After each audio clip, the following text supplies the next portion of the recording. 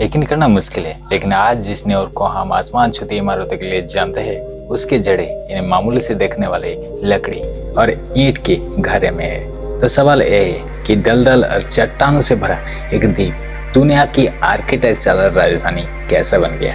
ये कहानी सिर्फ इमारत की नहीं, बल्कि इंसानी जुनून, लगन और टेक्नोलॉजी की एक अविश्वसनीय दास्तां है। दोस्तों नमस्ते दोस्तों, और हमारे चैनल पर आपका स्वागत है।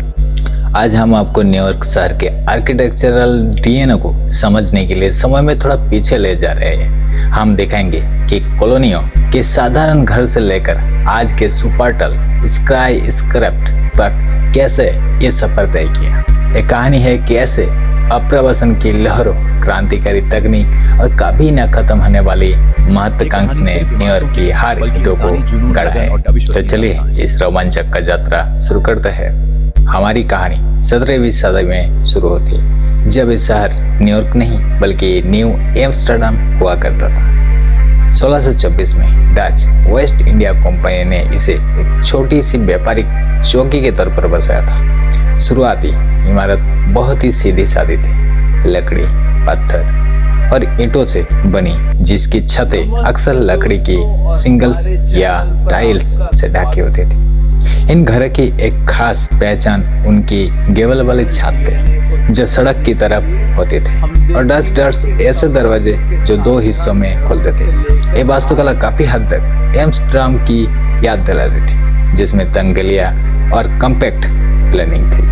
1664 में जब अंग्रेज ने शहर पर कब्जे किया तो इसका नाम न्यूयॉर्क हो गया। इसका साथ ही आर्किटेक्चर में भी बदलाव आने लगी, जब ब्रिटिश जर्जिया शैली का प्रभाव देखने लगा, जिसमें समरूपता और क्लासिक डिजाइन पर जोर दिया जाता था। ईंटे के टाउन हाउस आम हो गया, लेकिन शहर का ज्यादातर हिस्सा अब भी कम ऊंचाई वाले ही था। लोअर मैनहट्टन धीरे धीरे व्यापार का केंद्र तो बन रहा था, पर किसी ने सोचा भी नहीं था कि ये द्वीप एक दिन आसमान से बातें करेगा। 19वीं सदी न्यूयॉर्क के लिए एक क्रांतिकारी मोड़ लेकर आई। शहर की आबादी रॉकेट की रफ्तार से बढ़ रही थी और एक व्यावसायिक विकास की सख्त जरूरत थी। इसका जवाब मिला 1811 में कमिश्नर प्लान में। एक दूरदर्शी योजना थी जिसने मैनहट्टन के लिए एक आयताकार स्ट्रीट ग्रिड का खोखा तैयार किया, जिसने मोटे तौर पर 12 उत्तर दक्षिण एवेन्यू और 155 पूर्व पश्चिम सड़क शामिल थे। इस ग्रिड ने न केवल जमीन के विकास को आसान बनाया, बल्कि अनजाने में भविष्य की गगनचुंबी इमारत के लिए एक मंच भी तैयार कर दिया।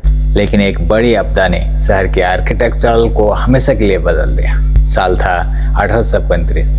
भीषण आग ने लकड़ी से बने सैकड़ों घर, इसके बाद खासकर कमर्शियल इलाका में लकड़ी के निर्माण पर कड़े नियम लागू की गई और पत्थर और ईंट पसंदीदा सामग्री बन गया।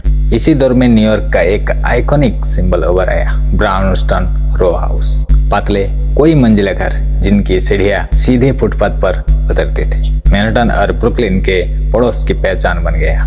ठीक इसी समय न्यूयॉर्क की छतों पर एक और अनोखी चीज देखने लगी, लकड़ी के पानी के टावर। जैसे जैसे इमारतें ऊंची होती गई, उत्तरी मंजिल तक पानी पहुंचने के लिए टावर की जरूरत पड़ी, और आज भी ये शहर स्काईलाइन का एक दिलचस्प हिस्सा है। 19वीं सदी के अंत तक न्यूयॉर्क एक नया युग की दहलीज पर था। मैनहट्टन में जमीन आसमान छू रही थी, व्यापारिक जिलों में और जगह की मांग थी, और दो तकनीकी चमत्कारों ने नामुमकिन को मुमकिन बना दिया, स्टील फ्रेम कंस्ट्रक्शन और एलिवेटर का आविष्कार। इन तीनों ने मिलकर स्काई स्क्रैपर यानी गगनचुंबी इमारत को जन्म दिया। गगनचुंबी इमारतें आज की तरह कांच की और चमचमाती नहीं थी, वो पत्थर से बने होती थी और अक्सर पुराने ऐतिहासिक स्टाइल से प्रेरणा लेती थी। 1902 में बनी प्लेटिनम बिल्डिंग अपने अनोखे त्रिकोणीय आकार के कारण तुरंत एक आइकन बन गया। इस शहर के ग्रिड से बने एक अजीब आकार के लट का शानदार समाधान था, लेकिन असली गेम चेंजर 1913 में आई बुल्डबर्थ बिल्डिंग थी। इन नवागतक चमत्कार को वाणिज्य का कैथल कहा गया। अपनी भव्य सजावट और हैरान कर देने वाली ऊंचाई के साथ उसने साबित कर दिया कि एक कमर्शियल इमारत भी कला एक नमूना हो सकती है। न्यूयॉर्क अब सिर्फ ऊपर नहीं जा रहा है, बल्कि वो स्टाइल के साथ ऊपर जा रहा है। अगर न्यूयॉर्क के आर्किटेक्चर का कोई स्वर्ण युग था, तो वो 1920 से 1930 दशक था। ये आर्ट डेको का दौर था, एक ऐसा शैली जो मशीन युग की सुंदरता, ज्यामितियां, आकृतियां और ड्रामा का जश्न मनाती थी। अगर सीधा भाषा में बोले तो साइंस यानी विज्ञान का फेस्टिवल मनाया जाता था, विज्ञान का मेला लगाया जाता था। लेकिन इस स्टाइल को आकार देने में एक कानून का बड़ा हाथ था। 1916 में जोनिंग रेजुलेशन। इसका मकसद ये पक्का करना था कि ऊंची इमारतें सड़कें तक धूप और हवा को ना रोके। इसके लिए इमारतों को एक निश्चित ऊंचाई के बाद पीछे हटाना पड़ता था, जिससे बिल्डिंग केक जैसी सीढ़ीदार संरचनाएं बनी। आर्किटेक्चर ने इस नियम को एक अवसर के रूप में लिया और इसका इस्तेमाल शानदार सैल्यूट बनाने के लिए किया। इसका सबसे बेहतरीन उदाहरण है 1930 में बनी क्रिस्लार बिल्डिंग। अपने स्टेनलेस स्टील के मुकुट और बी आकार के डिजाइन के साथ कोई लोग इस न्यूयॉर्क की सबसे खूबसूरत इमारत मानते हैं। ये आर्ट डेको शैली का एक चमकता हुआ प्रतीक है। लेकिन दुनिया के सबसे ऊंची इमारत बनने की होड़ अभी खत्म नहीं हुई थी। सिर्फ 11 महीने बाद 1931 में एम्पायर स्टेट बिल्डिंग ने क्रिस्लार बिल्डिंग को पछाड़ दिया। ये सिर्फ एक इमारत नहीं थी, ये अमेरिका महत्वाकांक्षा और हिम्मत का एक ग्लोबल सिंबल बन गई। सिर्फ 410 दिनों में बनी ये इमारत उस समय की इंजीनियरिंग और निर्माण की रफ्तार का एक चमत्कार थी। इन दो इमारतों ने मिलकर न्यूयॉर्क की उस प्रतिष्ठित स्काईलाइन को परिभाषित किया जिसे आज पूरी दुनिया पहचानती है। दूसरे विश्व युद्ध के बाद आर्किटेक्चर का मिजाज पूरी तरह बदल गया। सजावट की जगह अब सादगी, फंक्शन और मिनिमलिज्म ले ली थी। ये अंतरराष्ट्रीय शैली यानी इंटरनेशनल स्टाइल का दौर आ गया, जिसे लुडविग मिस वैन डेर रोहे जैसे यूरोपीय आर्किटेक्चर ने लोकप्रिय बना दिया। इस शैली की पहचान थी कि कांच की परतों वाली दीवारें, साफ सुथरी और सीधा रेखाई, और स्टील और कांच के भरपूर इस्तेमाल। न्यूयॉर्क में इस शैली का एक शुरुआती और प्रमुख उदाहरण 1952 का लिवर हाउस था। लेकिन जिस इमारत ने इस स्टाइल को सही मायने में परिभाषित किया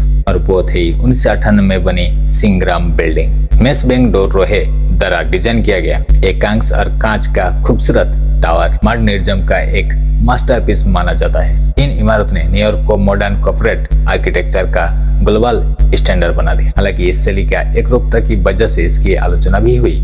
जब 1963 में पुराने पेंसिल्वेनिया स्टेशन को तोड़ा गया तो लोगों ने अपनी वास्तुशिल्प विरासत को खोने का डर पैदा हुआ, जिसने एक बड़े ऐतिहासिक संरक्षण आंदोलन का जन्म दिया। 1970 और 80 दशक तक आते आते आर्किटेक्ट आधुनिकता की सादगी और आकर्षकता से उभरने लगे थे। इस जवाब में उत्तर आधुनिकता का उदय हुआ, जिससे सजावट, ऐतिहासिक रेफरेंस और चंचल रूपों की वापसी की। फिल्म जॉनसन की NT80 बिल्डिंग 550 मेडिसन एवेन्यू, जिसके टॉप पर एक टूटे हुए पेडीमेंट जैसा डिजाइन है, इस नया सोच का एक मशहूर सिंबल बन गया। 21वीं सदी में न्यूयॉर्क के स्काईलाइन में एक और बड़ा बदलाव आ गया। 21वीं सदी में न्यूयॉर्क का स्काईलाइन में एक और बदलाव लाया है। ये है सुपर टॉप और बेहद पतली गगनचुंबी इमारतें, जिन्हें अक्सर बिलियनियर्स रो पर देखा जा सकता है। ये आवासीय टावर इंजीनियरिंग की हदों को भी पार कर रहे हैं। ये आवासीय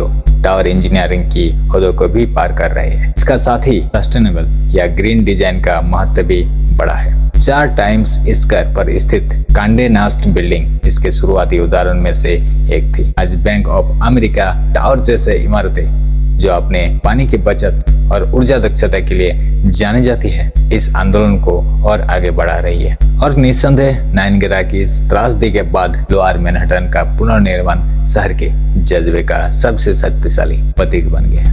वन वर्ल्ड ट्रेड सेंटर, जिसे स्किडमोर, विंग्स एंड मेरिल के डेविड चाइल्ड्स ने डिजाइन किया, पश्चिम गोलार्ध की सबसे ऊंची इमारत है।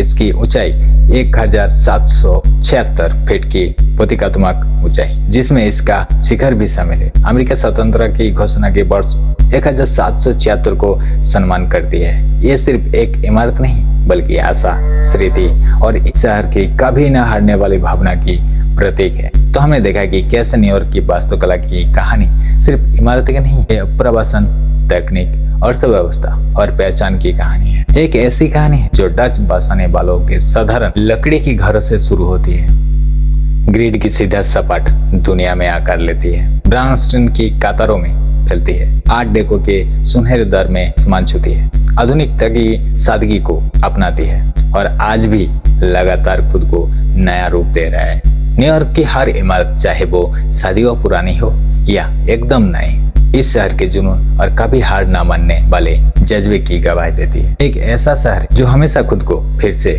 गढ़ता रहता है, और इसका आर्किटेक्चर इसी निरंतर बदलाव का सबसे जीता जागता सबूत है। आपकी पसंदीदा न्यूयॉर्क की इमारत कौन सी है और क्यों? नीचे कमेंट्स में बताएं। अगर आपको न्यूयॉर्क के आर्किटेक्चर का ये सफर पसंद आया तो इस वीडियो को लाइक करें और ऐसे ही दिलचस्प कहानी के लिए हमारे चैनल को सब्सक्राइब करें। जय हिंद, मिलते हैं अगला वीडियो पर।